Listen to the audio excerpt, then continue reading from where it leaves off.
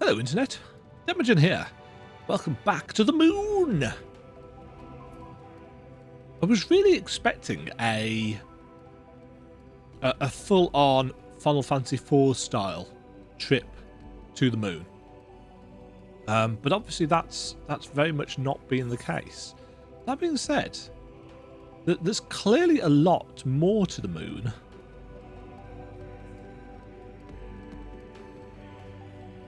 Yeah, because droid's gone wild. Head empty. Only thoughts.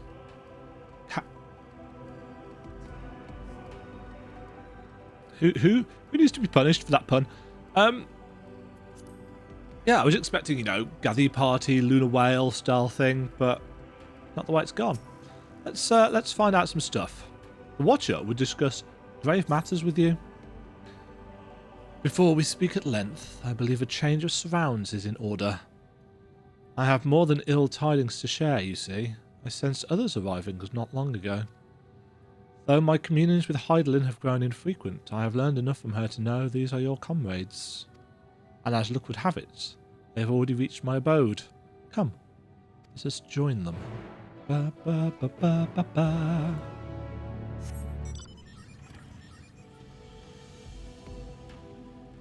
I have to question who the Watcher is. Are they one of the past ancients? Are they Venar's faction? Are they unsundered? Oh no, they'd have to be unsundered, weren't they? Because it was only... No. How would the sundering have worked? Don't know. Hi guys. We may have caused an issue. Did I ask what happened before we arrived? May we presume this being is a native of the moon? Mm-hmm.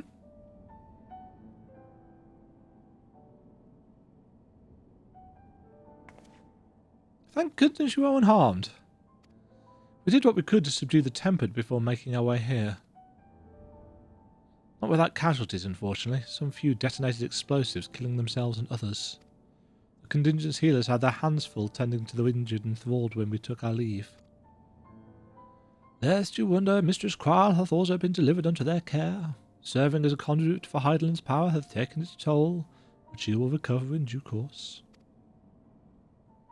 As for Alphino and Alizé, they insisted on remaining in Garlemald while we three rushed to your aid. It appears, however, that matters here have already come to a conclusion.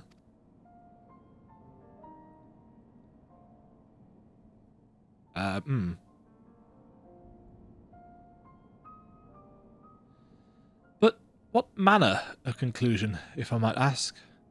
And is this the ally whom Heidelin bade you seek out? He is not unlike the shades of Amarot. Not unlike, perhaps, but not the same. I was created by Heidelin, together with this place. It has ever been my duty to keep vigil over Zodiac.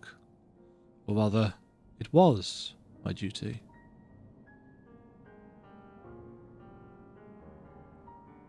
Yeah, Zodiac, he did.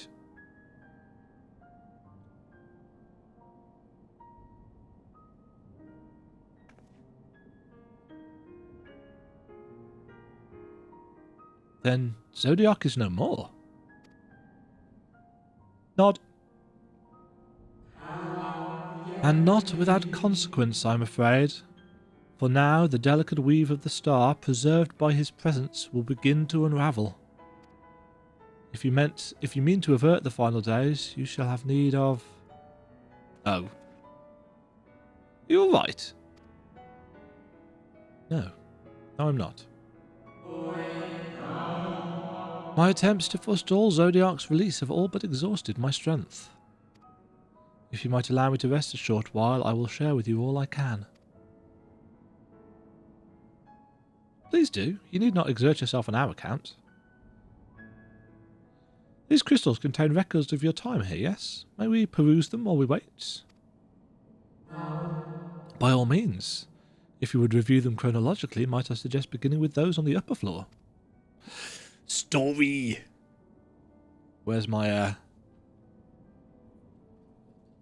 It's notebook time. Really looking forward to the next encyclopedia. Because the next one will be from Shadowbringers and this, I would think. Where's my pen? There's my pen. Right. I shall leave that to you, Demagen, while I see what can be gleaned from the crystals on these lower levels. Bum, bum, bum, bum, bum.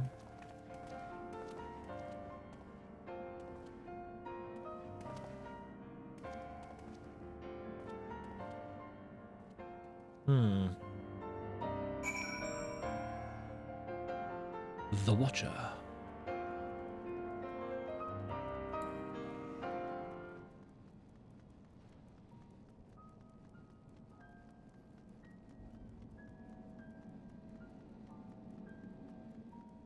Up and up and up we go. There's a lot of crystals here. This could take some time.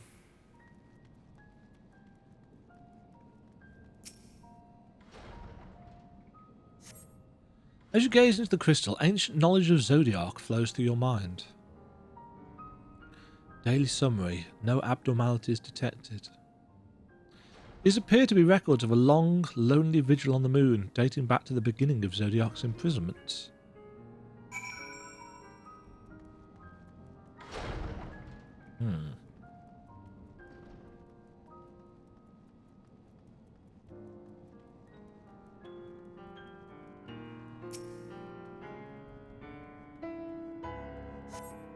As you gaze into the crystal, knowledge of past calamities flows through your mind. The records describe how, with each rejoining, Zodiac's thirst for freedom grew, as did the strain on the brands. Maintaining Zodiac's imprisonment appears to tax Heidelin greatly.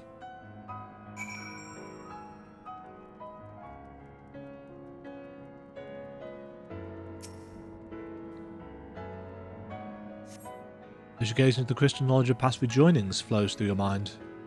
The records describe the Watcher's efforts to prepare in the event Zodiac broke free from his prison.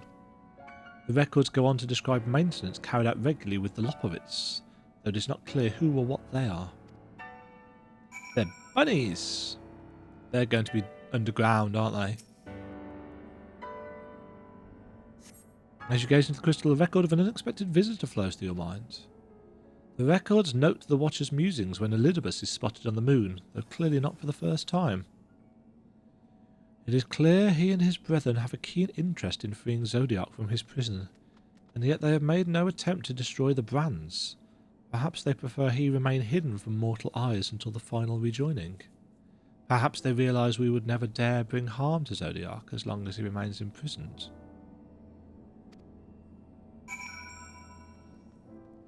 Yeah. Because now we know that... Yeah. I mean, the idea that Zodiac wove the laws anew. Did you learn anything of import?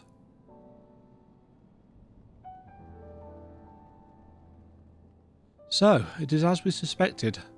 Maintaining the brands requires a great deal of her energy and focus, and this cost has grown higher with every rejoining. That would explain why contact with her has become rather infrequent since the 7th Humble Calamity. I too made a rather startling discovery. This heavenly body we know to be the moon was, in fact, created by Heidelin. When the Watcher said he was created together with this place, I thought he only meant this facility. Truly, Heidelin's powers are far beyond anything I could have imagined. There were.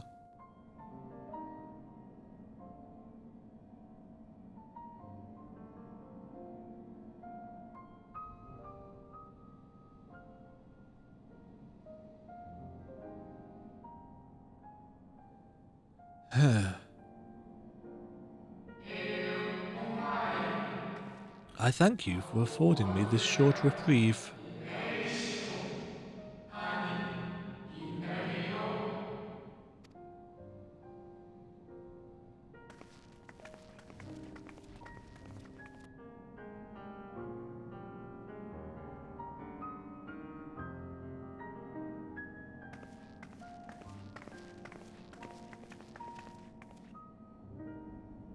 It is we who should thank you. The records stored here are nothing short of extraordinary. There is much we could learn of Zodiac and his imprisonment, but perhaps you could offer us more focused guidance. Pray, tell us of the calamity that came before and comes now again.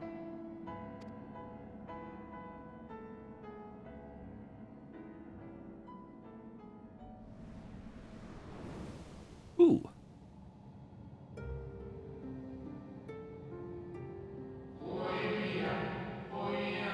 Ooh.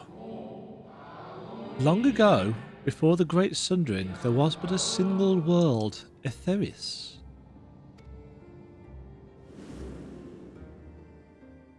It had a name. One day, from within the earth, a terrible cry issued forth, effecting a profound change in all manner of life. We were not exempt. Our creation magics ran rampant, giving shape and form to thoughts of hopelessness and despair.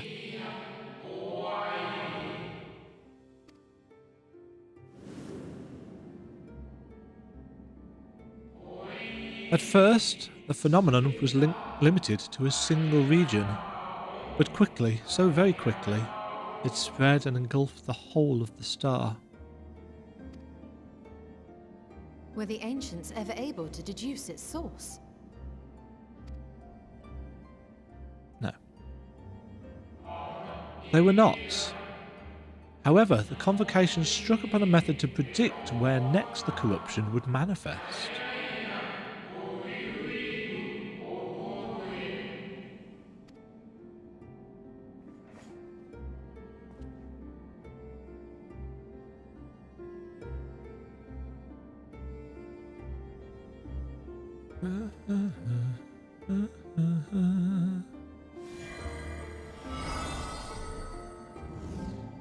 Ooh.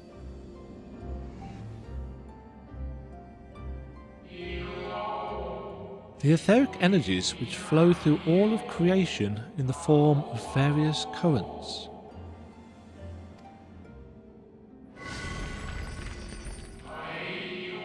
The currents which course through the land and seas.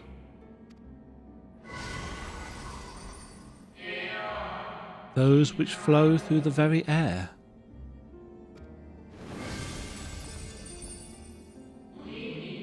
And those of a celestial nature which encompass both our star and this moon. Celestial currents. I cannot say I am familiar with the concept. Nor would I expect you to be. Few scholars of our time knew of their existence.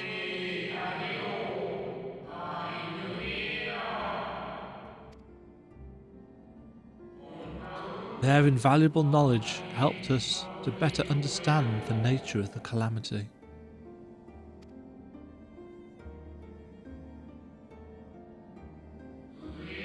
Like the terrestrial ones of earth and air, the celestial currents form a vast network, but the ethereal distribution is not consistent.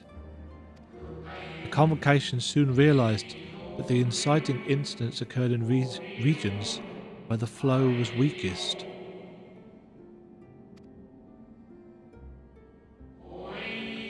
Correlation without clear cause, ultimately. Nevertheless, on closer study, a stagnation of ether was observed in nearby currents.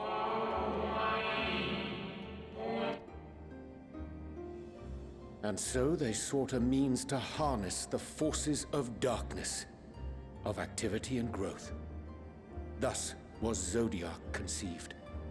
No less a power than a god's could set right the laws of nature and quicken the flow of ether within the star.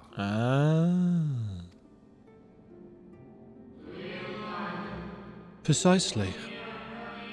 With the advent of Zodiac, our end was averted. So realistically, Heidelin is part of the problem.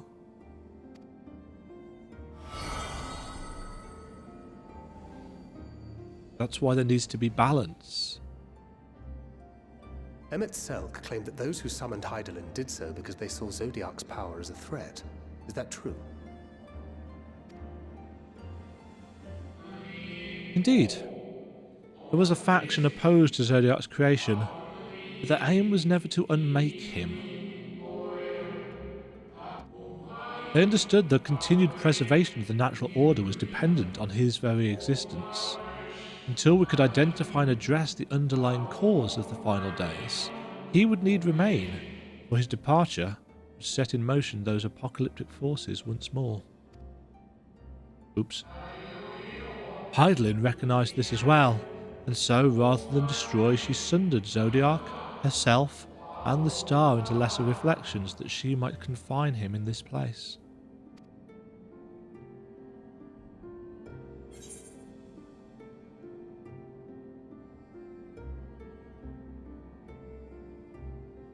I could have sworn she beseeched me to banish the darkness.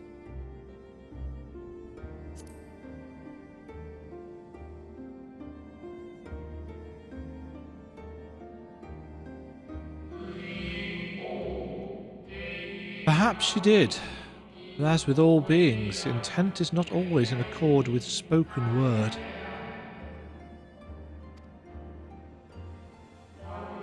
Hydaelyn and Zodiac are both constructs of man, approximations of perfection, limited by our own imperfections.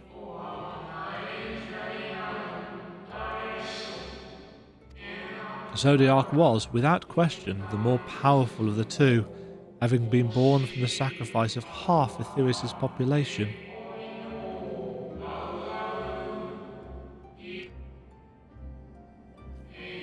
Thus was it necessary for Hydaelyn to commit herself wholly to his defeats. Still more effort was needed to confine him.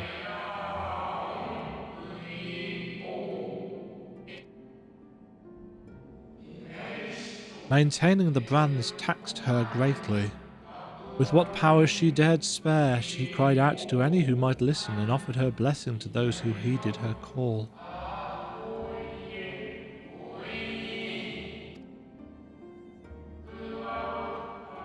Though it was likely within her power to do so, I believe she did not wish to speak of Etheirys and her history.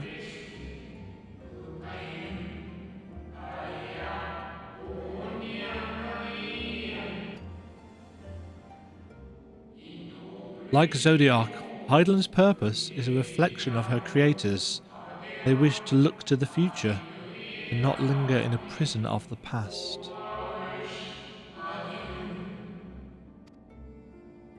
The Ascians set in motion 7 rejoinings before we came to oppose them. How many more worlds would have been lost had we not placed our faith in her? How many more souls living in the present would have been snuffed out for the sake of those long dead? Well, in light of recent events, I see no reason to doubt your words. And even if Hydaelyn is not a god in truth, if Minfilia believed that we should trust in her plans, then I choose to do just that. Which brings me to a rather important question. How do we stop it? Let's suppose we try but fail to stop this second coming of the final days. Should the source fall, what will become of the other worlds?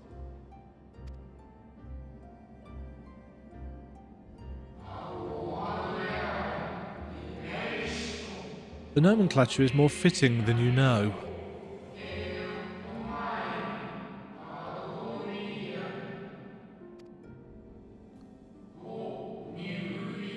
Bring ruin to the source, and its reflections will share in its fate.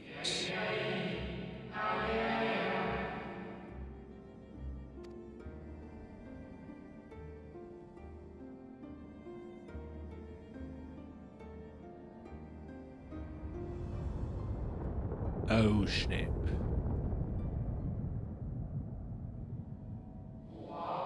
Ah, it is ready. This way, if you would be so kind.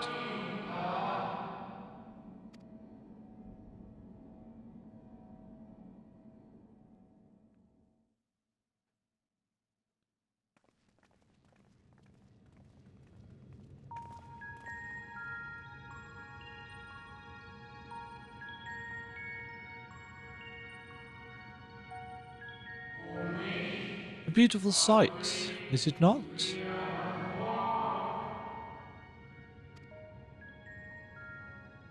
Yes, but what is it?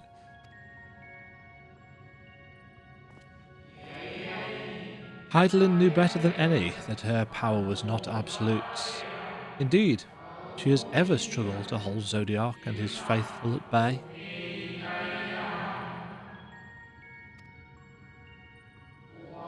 She feared the worst, and so made preparations.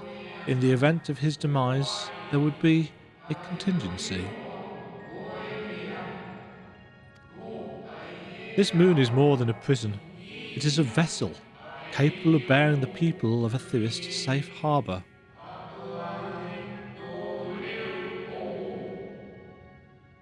It's a ship.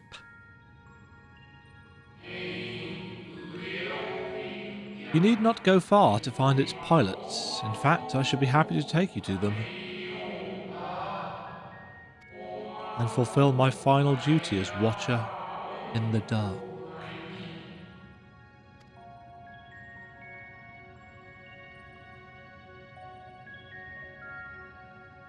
So there's a contingency for if we can't save the planet. Problem is, if the source is destroyed, then Reen and co get wiped out as well. And obviously, Thancred is not going to stand for that, and neither am I, frankly.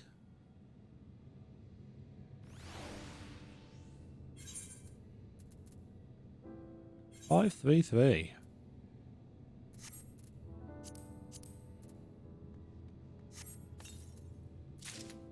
Bismuth Greatsword.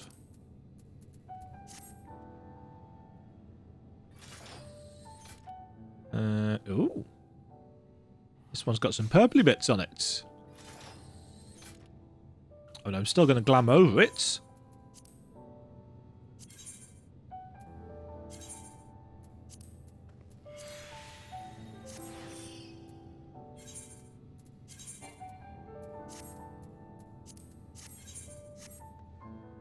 Huh.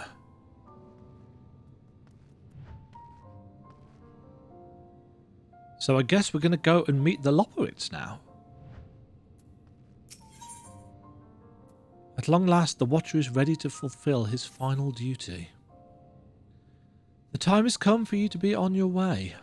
The crater at the heart of Mare Lamentorum, where Zodiac was imprisoned, is not so easily traversed, however. Let us call upon Argos, the familiar whom you met earlier. He should have no trouble bearing you across. Oh, the lustrous dog. As Hydaelyn created me as the jailer, so too did she create Argos as the guard. It is his nature to appear when needed, and yet he is nowhere to be found. Strange. Mayhap the imbalancing of ether has affected him. Let us make for the crushing brand and attempt to call upon him there. You need but recall the path you walked with Argos before, and you will find your way. Yes, if I can remember that. If he labours in service to Hydaelyn's plan, I see no reason not to do as he suggests. Shall we make for this crushing brand, then?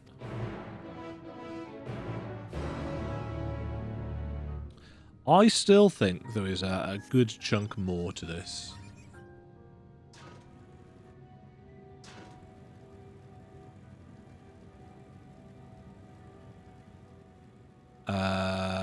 So how did we get...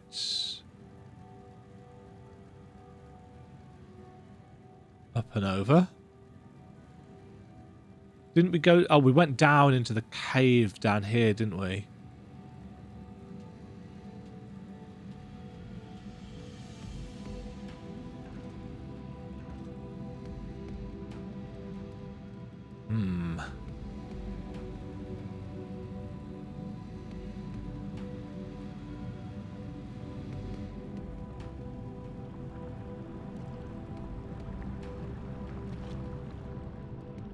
Gloop.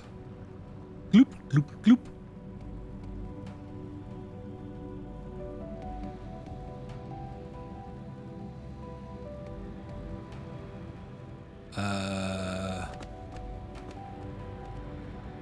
Over this way? Oh. Luna Tender Queen's still there. I'm a little bit disappointed that they haven't changed the physics on the moon. I'd have liked some kind of moon jumping, but no big deal.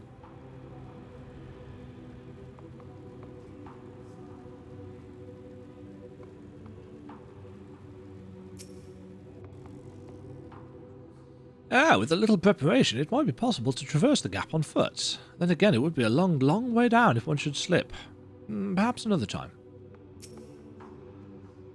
So close and yet so far. Does not the harsh terrain remind you of somewhere we've been before? The Dravanian Forelands, aye. A place that rejects the intrusion of outsiders, where solitude reigns supreme. At the very least, it sounds suitable for Zodiac's prison. Naught could prepare me for the boundless beauty of Etheris, shining, shimmering amidst a sea of stars. A blue sapphire, but one of countless other jewels brimming with life, no doubt.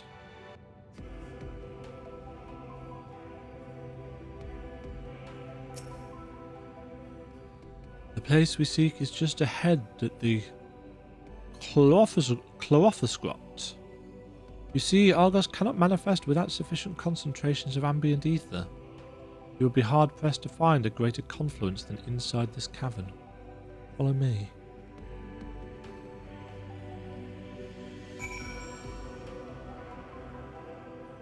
Yeah, I am wondering just how much we are supposed to be trusting Hydaelyn now at this point. Chlorophyskrat.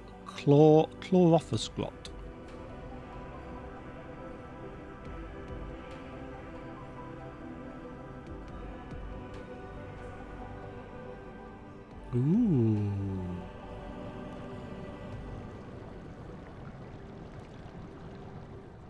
Weepers. Those look a lot like creatures from Primerian. Yes, here will do nicely. The lunar spongoid drew ether from the ground, which is then dispersed in the air. At present, however, the ambient energies are not quite sufficient for Argos to manifest. Might you be willing to spare some of your own to help the spongoid along?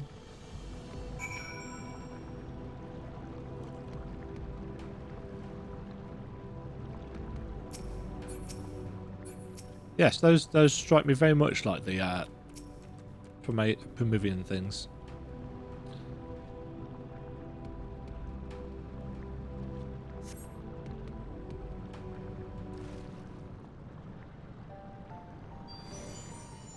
Aha! Hello, Argos. You are a beautiful boy.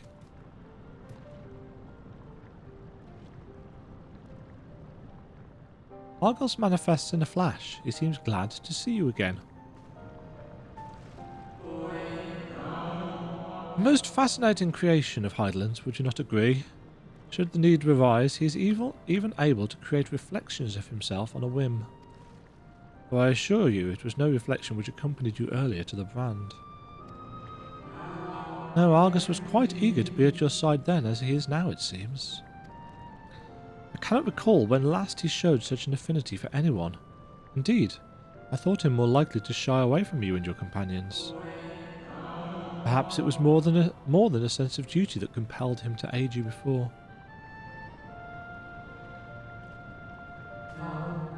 As for your companions...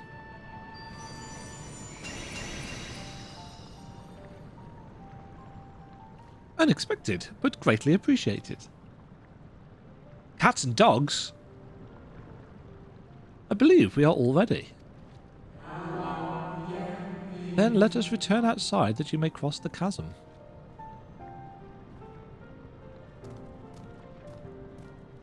What a beautiful golden boy.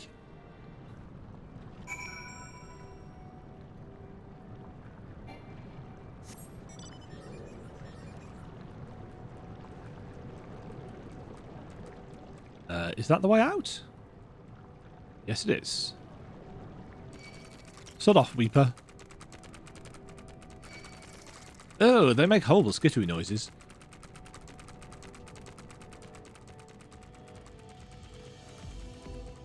Southern Mari Lamentorum.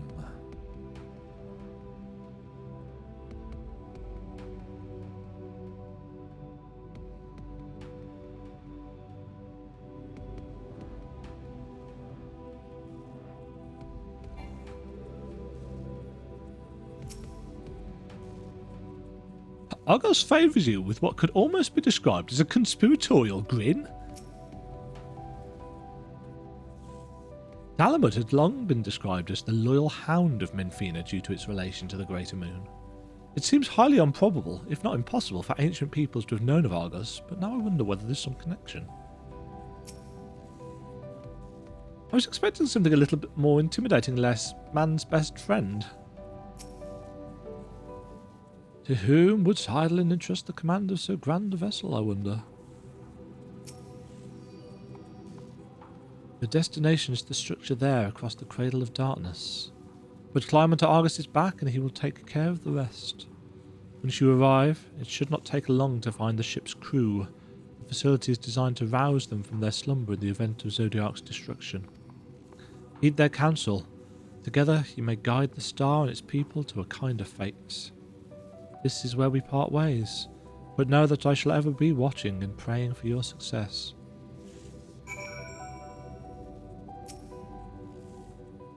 Our allies and shores is notwithstanding, we cannot be certain what awaits us on the other side, so perhaps it would be best if we did not all go at once. I propose the two of us cross first, while Thancred and Urianger wait here. Onward! Malefic ether yet permeates from the crater. Remnants of Zodiark, most like.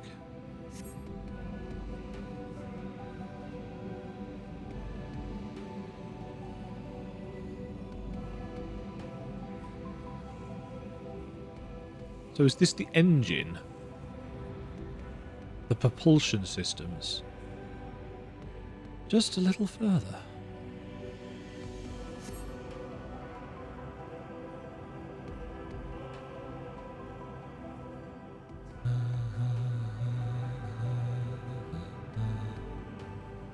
I'm still trying to think about the act structure.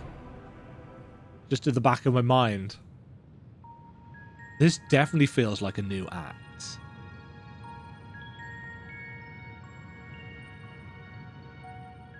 This structure is enormous, though that is hardly surprising given the size of the average Amoritine.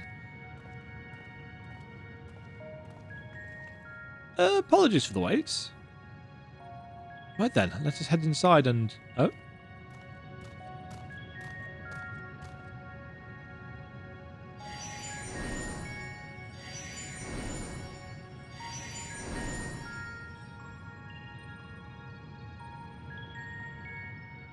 Most intriguing. A means by... No, wrong voice. Most intriguing. No, still the wrong voice. What am I doing? Most intriguing. A means by which he conserveth energy, mayhap. Well, I certainly wouldn't want him to blink out of existence on our account, helpful as he's been. Thank you, Argos. We'll take things from here.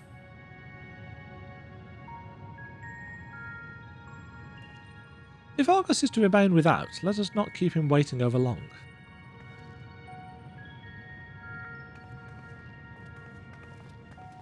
Who's a good doggy?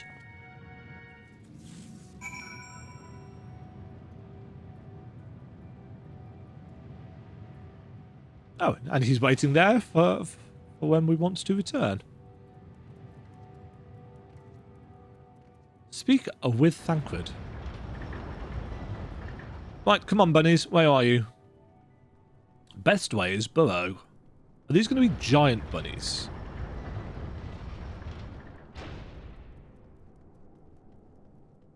Ooh. Its scale is reminiscent of Amarot, or rather the replica we visited on the first. Truly a marvel beyond description.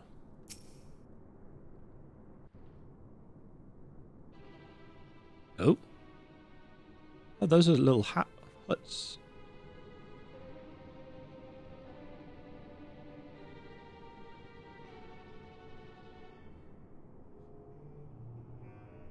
Our moonship pilot should be around here somewhere. Is that right? Moonship.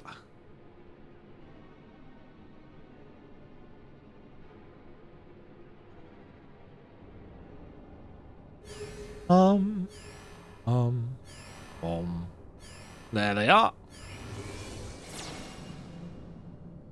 Why are they bunnies?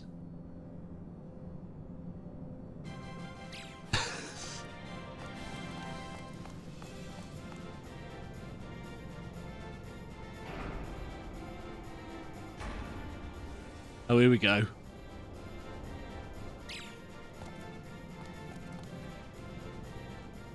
What?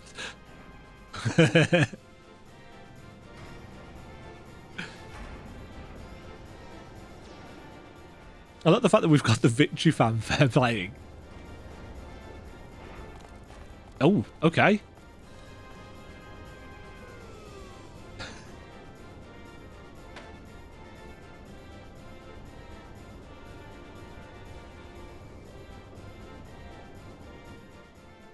And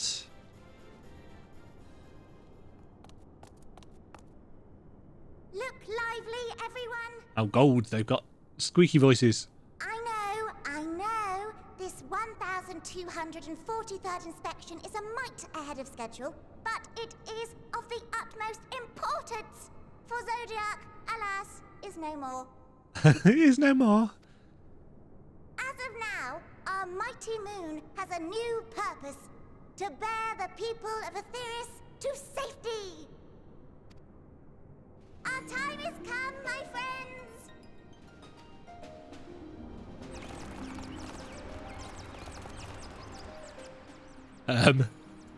We must be swifter than swift. There is much to do before our guests arrive. I mean, obviously, our priority is going to be stopping the final days as opposed to... Although, I mean, is this why 6.0 finishes the story? Because for 6.1, we're going to have a whole new world to explore? I'm going to strongly suspect no. I expect your workstations to be immaculate. And don't forget to relay our signal to Etheris. Questions? Yes? No? Maybe so? No? Then hop to it!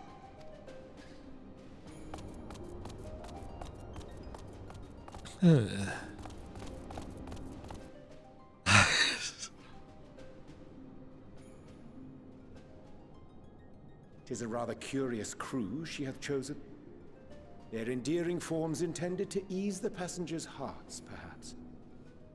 But what if it's all part of Parasitic Heidelind's plan to actually get people off the planet so that she can have ultimate power? Perhaps.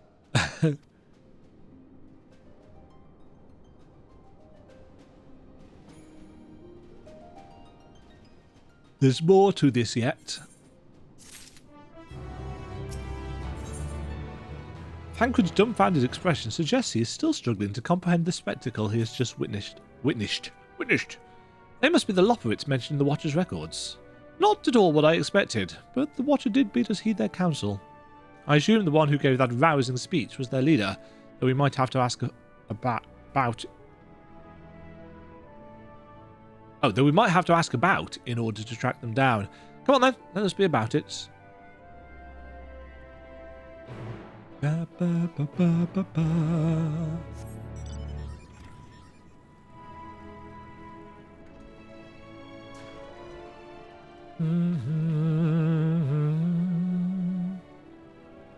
This is FF4 music, isn't it?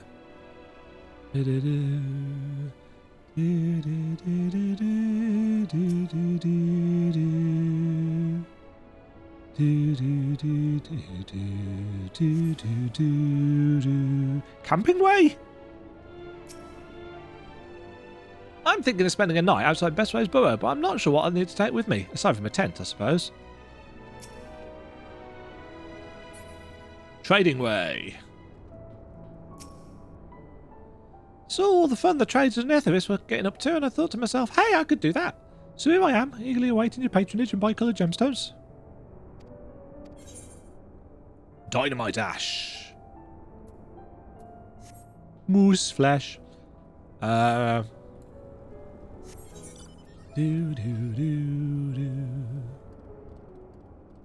sail. Yeah, so that's the thing that's on top, the moon sail. Oh, there's also... I'm having to get to that from above, aren't I?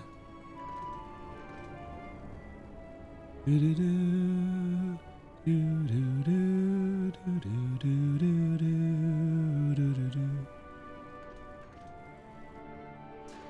hadn't even thought about picking up ether currents on the moon.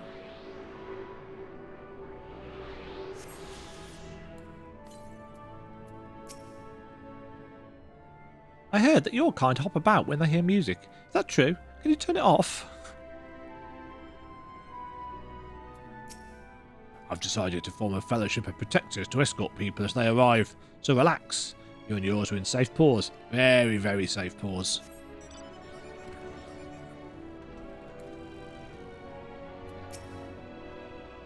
The leader of the crew? Not me, I'm afraid. Singing Way is the name. I am in charge of the construction and maintenance of the atmospheric circulation system. Only the crispest, cleanest air for the people of Etheris, and that's a promise. Okay.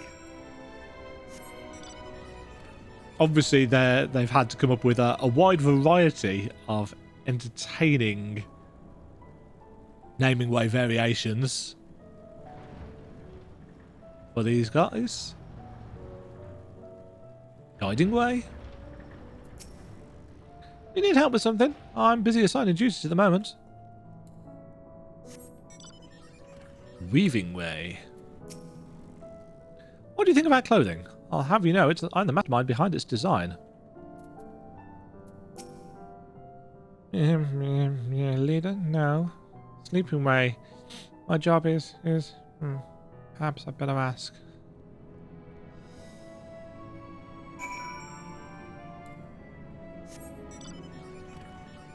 Okay. Well, at least they've got recognisable character traits. Picking Way. I've read that as Pickle Way. To start off with. I'm glad I paused before I opened my mouth.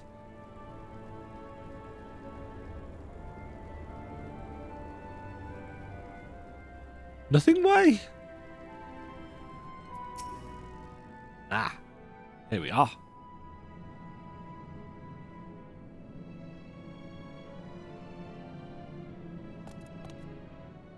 What? How in the... When did you get here? Who let you in? What wasn't I told? Take me to your leader.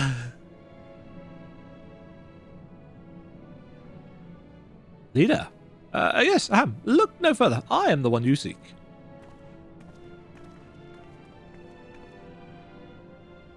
Well, looks like you beat us here. Your friends, I take it. Is this all of them?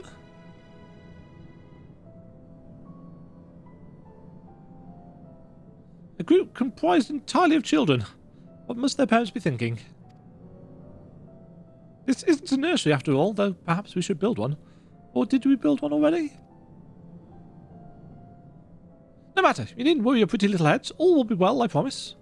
But goodness me, we shouldn't be standing around gawping. I must take you to meet the others.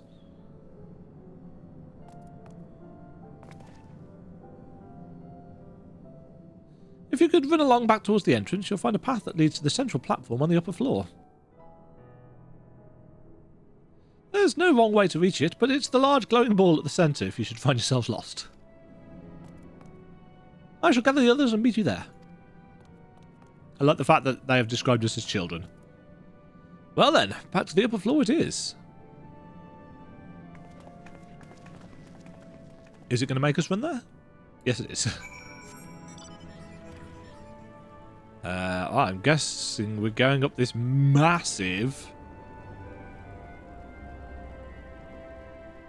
Junking Way and Mender Way are clearly what those two should have been called.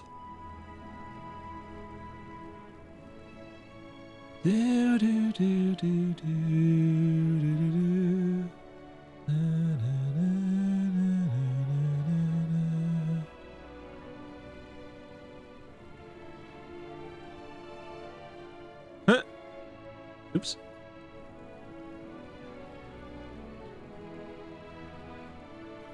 I assume we're going to get some story stuff up here.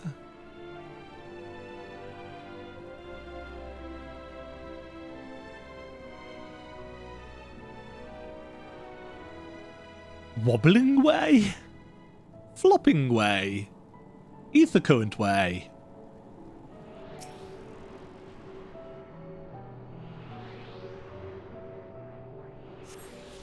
I suppose this explains why there's air on the moon, because obviously if these guys have been here for forever...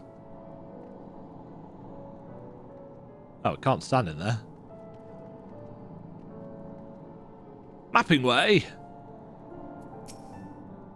It is astounding how the Lopwits, despite their diminutive stature, are able to maintain such gargantuan facilities.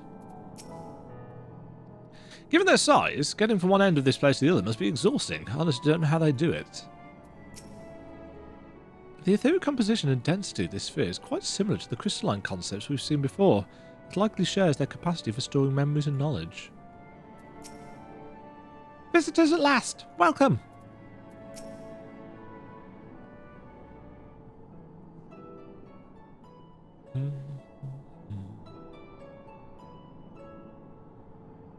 Right, of course. Introductions are in order. Ahem. My name is Livingway, and we are the Lopwits, created for the express purpose of commanding this ship and bearing the people of Etheris to a brave new world.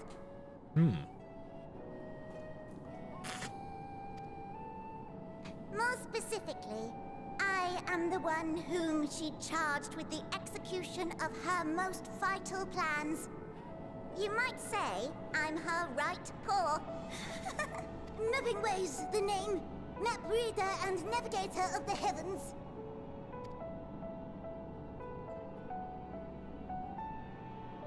Pleasure to meet you all, but I'm still trying to make sense of this. Confusion and bewilderment are completely understandable. Fear not, I shall walk you through it. The people of Etheris, through no fault of your own, I'm sure, set in motion a series of events that, unfortunately, culminated in Zodiac's obliteration. Acutely aware of the imminent crisis, your parents sent you little ones on ahead while they began the necessary preparations.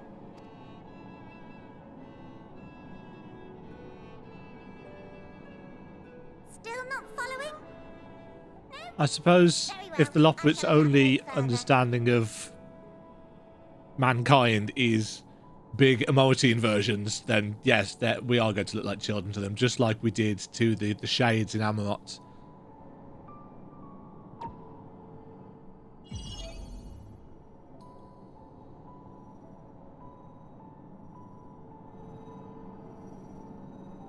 Here, we have Etheris, your home, and the moon, where we are now. Without Zodiac around to keep things lively, so to speak, the celestial currents of the star have doubtless begun to degrade. A calamity of apocalyptic proportions will be visited upon Etheris, bringing an end to all life. Very sad, that. Very sad, that. So too hath the Watcher claimed. By thine unperturbed countenance, I gather this eventuality was anticipated. The doom and gloom. Oh yes, quite expected. Imagine, if you will, that Etheris is a delicious carrot that I've forgotten to eat and left out in the midday sun. The most earnest wishes or prayers will not stop it from rotting to the core. So sadly, there's nothing to be done but to abandon said carrot, Etheris, in case the metaphor is lost on you, to its grisly fate. And this moon will serve as the vessel to deliver us to a new home. Just so! We will gather up as many people, supplies, and resources as our stores will So hold. is this what the Forum are doing then? And then, once everyone is aboard, it's off to another star. Easier said than done, admittedly, for one does not simply hop from star to star on a whim. Which is precisely why we've spent countless years constructing the most propulsive of propulsion systems. A carrot drive. We ought to make it to our destination in 2 shakes of a rabbit's tail. Are we going to continue with the bunny puns? Impressive technology. I dare say it is beyond anything we have ever seen. But No need to shower us with praise. All we've done is faithfully carry out the instructions left to us by Hydaelyn. back in the old days, when she was still just Venar, she was dedicated to the study of the world and its inner workings. And the Watcher, the real one, not the simulacrum you met, was one of her fellow researchers. Aha. We and this wondrous vessel masquerading as a moon are products of their knowledge and know-how. There's certainly more to you all than meets the eye. Might I ask where exactly you intend to take us? We identified a few promising candidates for resettlement some time ago, but we cannot guarantee that they are fit for habitation. Moreover, the ship can only travel in short bursts. We intend to go down our list, hopping from star to star, until we find one suitable for resettlement. No need to worry, though. The vessel is being refurbished with accommodation for an extended stay as we speak. We're still talking hundreds of years, I assume, though. While we did have to rely upon outside help to determine what amenities were essential, This is where the Charlayans come in. Help? From who? From you and yours! Who else? Each time we woke to perform regularly scheduled maintenance, we were greeted by the resources you sent us. What better way to learn about preferences and proclivities of our present-day charges? Ah, but you're still adorable little children. Perhaps your elders were responsible for the deliveries. I'm not sure what led you to conclude otherwise, but I can assure you that we are all grown men and women. And I very much doubt my elders know this place exists, much less how to send you so much as a starlight missive. What? Then who in blazes let you on my moon? Well, Heidelin herself led you here. You don't say! Well, that's really not children. Then why are you so small and stunted? Like little baby carrot people. Well, Amarotimes were a great deal taller. In the present day, persons of such prodigious size are exceedingly rare. So, you're saying everyone's not like the Watcher?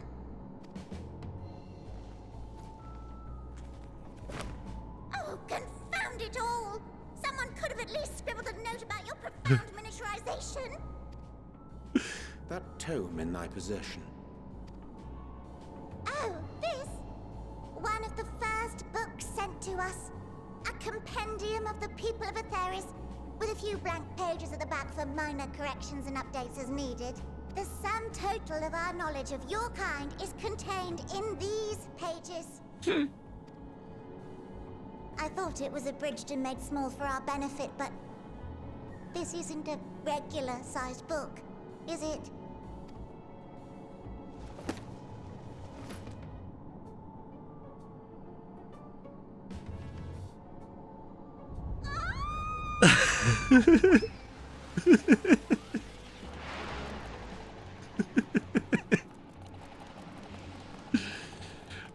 oh dear. Building way, can you hear me? Yes, we're all very busy. Change of plans. I need you to rebuild the domiciles at 1/3 the scale. All of them. Yes, all of them. And but me no buts. See to it with all speed. This is amazing. I love it so Perhaps much. you could tell us a bit more about your terrestrial collaborators. Yes, in due time. But first, I'd like to hear more about you, if it's all the same. I'd rather not risk any other complications due to outdated knowledge of our passengers-to-be.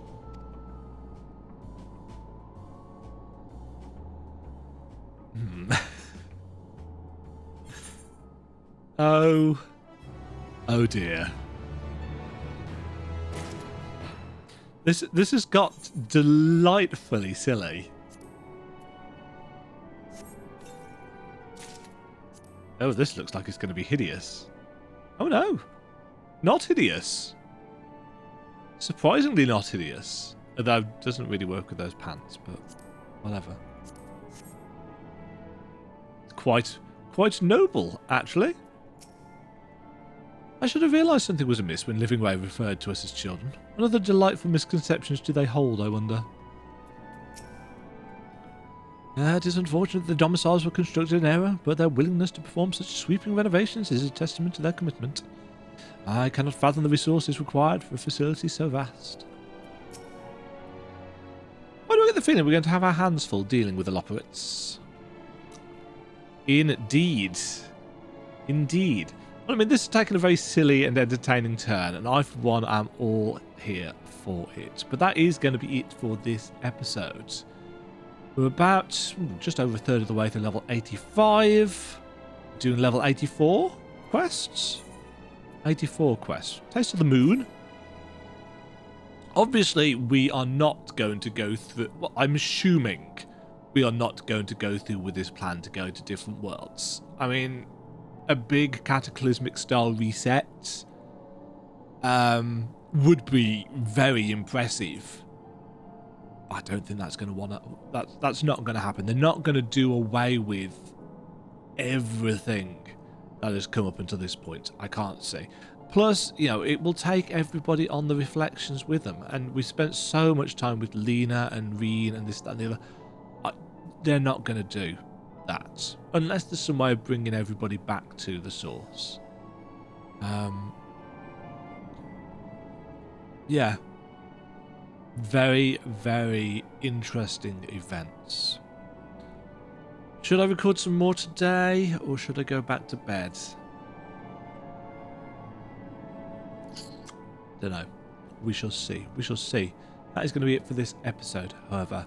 I hope you have enjoyed this little trip to the moon and our little chat with the Lopowitz, who are already proving to be as silly as you could expect. Until next time, if you like the video, hit the old thumbs up, and I'll catch you in the next one. Happy end walking, Doodle Pip. Thank you very much for watching. If you enjoyed the video, why not click the like button and consider subscribing. Remember, you can ring the bell notification icon to get notified when new videos go live. And until next time, cheerio.